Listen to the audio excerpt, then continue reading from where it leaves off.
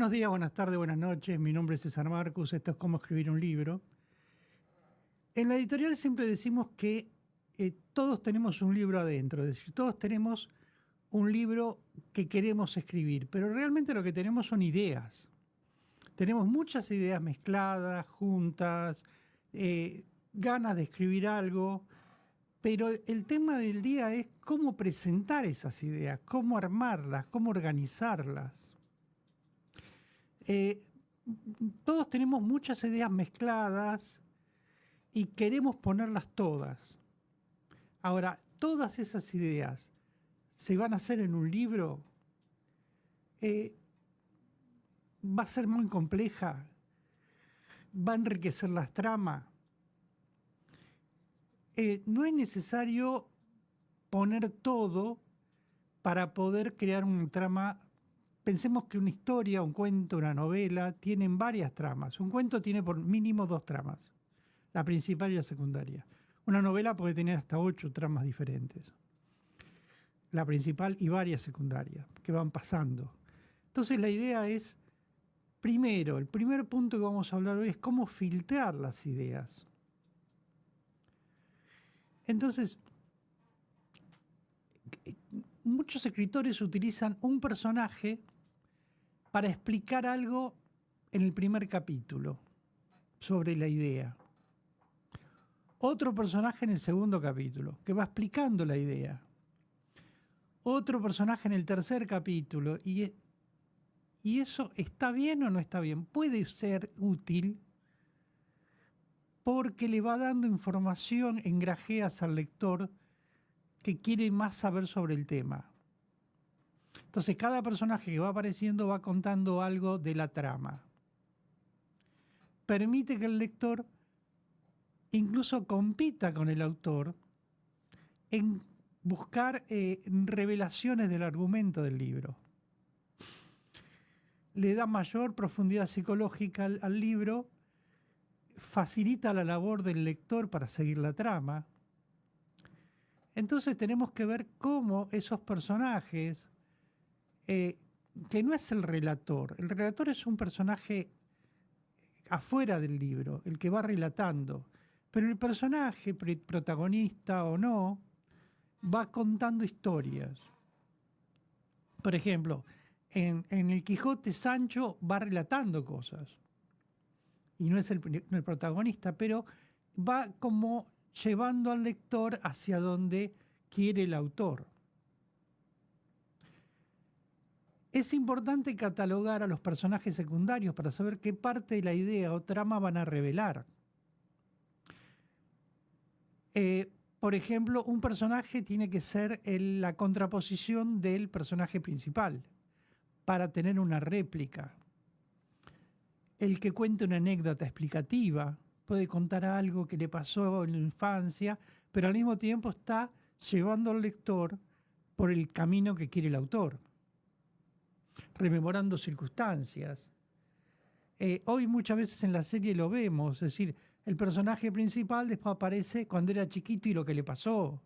Entonces lo que está haciendo el guionista en ese caso es llevar al televidente, en este caso, por lo que él quiere contarle, y se lo va contando el mismo protagonista, pero cuando era más joven.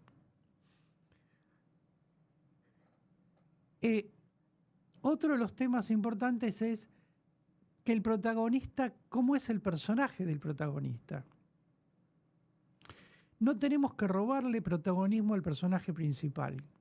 Es decir, no podemos crear un segundo personaje tan importante como el principal.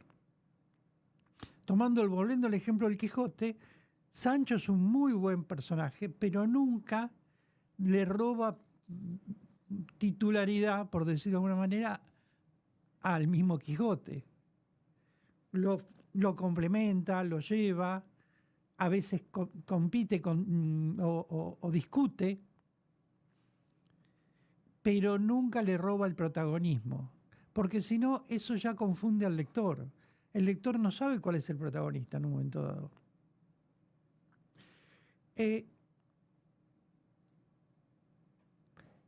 Algunos personajes secundarios pueden traer ideas nuevas, sí.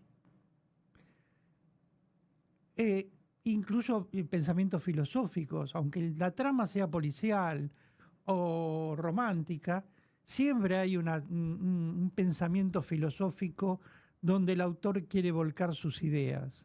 Entonces lo puede poner en un personaje secundario o un personaje principal, o entre los dos discutir el tema.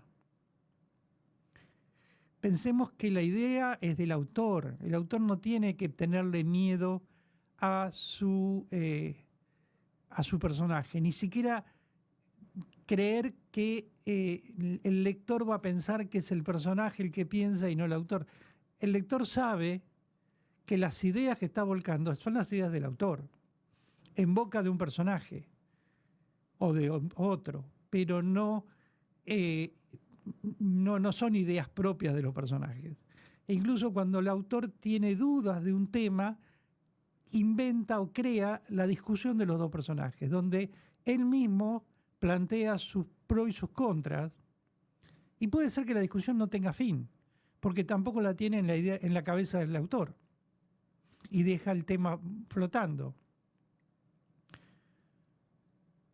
Por supuesto que no hablamos de una tesis, un ensayo o un artículo de opinión, ahí ya tenemos que ser mucho más definidos, pero en una trama, una novela, un cuento, podemos hacerlo.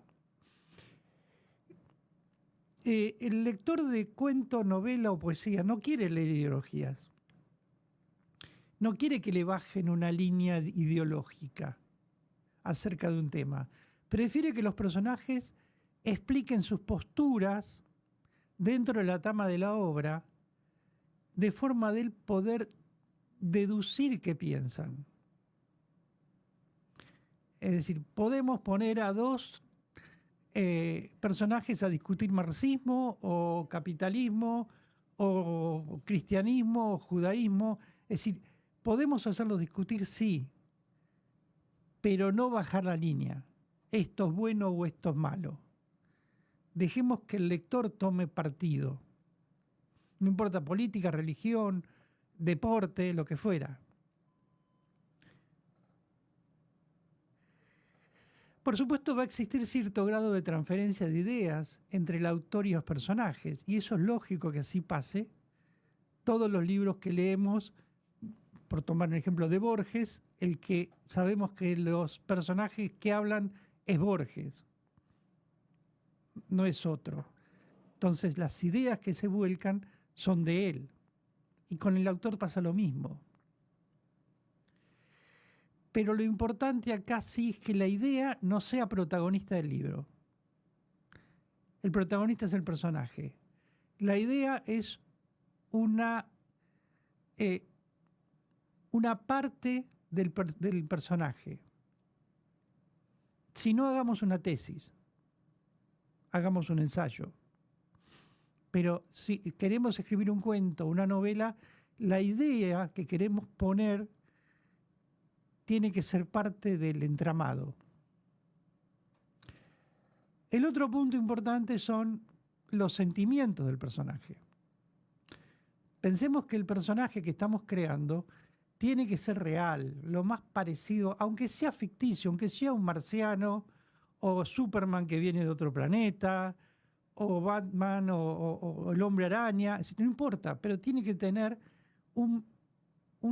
tiene que tener sentimientos. Superman tenía su novia, el Hombre Araña también. ¿Por qué? Porque lo que el lector va a querer ver es también qué siente. Porque hay una lucha siempre entre el personaje y el escritor, a la que se une el lector. Siempre digo que no escribimos un libro, escribimos miles de libros. ¿Por qué? Porque cada lector va a leer un libro diferente del libro que escribimos nosotros. Porque va a meter su personalidad, su experiencia, sus ideas dentro del libro. Entonces tenemos que ser muy cuidadosos en esa lucha que hay entre el personaje y el escritor. Es muy común ver como algunos escritores, al narrar en primera persona, describen los sentimientos de sus personajes como propios. Y no, son personajes. ¿Por qué? Porque si no, el lector se va a identificar más con el autor que con el personaje. Y debemos tener bien claro que el personaje es el protagonista. Porque si no, cuando escribamos otro libro, el lector va a volver a querer encontrar al autor y no. Pensemos en García Márquez, o el mismo Borges, o incluso Stephen King, o Dan Brown. Los personajes son esos. ¿Los podemos usar para otros libros? Sí. Harry Potter, por ejemplo, tiene un montón de una serie y el personaje es el mismo y todos los personajes son los mismos, pero van cambiando en diferentes capítulos. Pero los sentimientos, lo que siente el personaje, es el personaje, no el autor.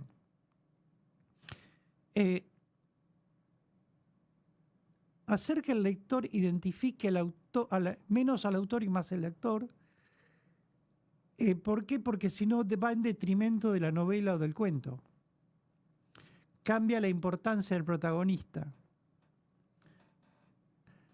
Es decir, que el autor le concede más importancia a la idea que al personaje. Entonces, al ponerle sentimientos, a ponerle memoria, que se recuerde sus padres, que recuerde a un pariente muerto, es decir, que eso hace que el lector se haga afín con el personaje, con sentimientos que el lector tiene. El caso más especial es Stephen King. En los libros de Stephen King nunca se detalla cómo es un personaje. Si es alto, flaco, gordo, bajo, blanco, negro, nunca lo pone. Pone los sentimientos de ese personaje. ¿Por qué? Porque cuando nos identificamos con el personaje, al no tener una descripción física, podemos decir que ese personaje se parece a mi tía. Y es a mi tía la que quieren matar.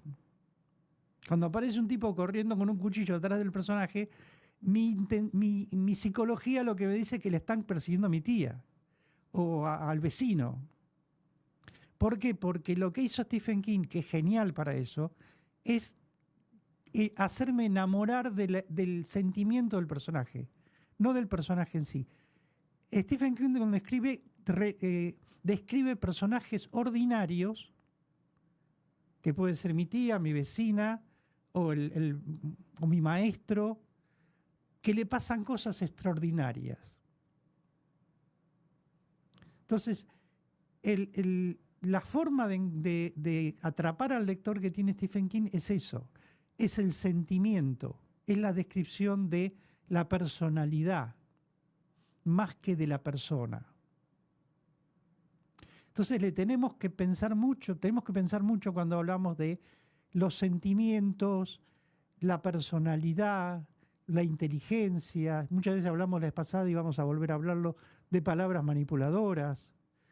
¿Por qué? Porque eso va a hacer que el lector se enamore más o menos del personaje. Entonces, esto suele ocurrir cuando el autor necesita revelar conflictos personales. No los tiene que escenificar, los tiene que revelar. No tiene que decir lo que piensa, sino mostrar lo que piensa. No tiene que explicar por qué está llorando, sino que está llorando y mostrar en la descripción los motivos. O si está llorando, riendo, o lo que esté haciendo, la personalidad, la inteligencia y el sentimiento. Eso tenemos que aprender a redactar bien, describir bien ese sentimiento. Porque entonces el lector se va a enamorar rápidamente del personaje o va a odiarlo, depende de lo que queramos hacer, si el personaje es bueno o malo.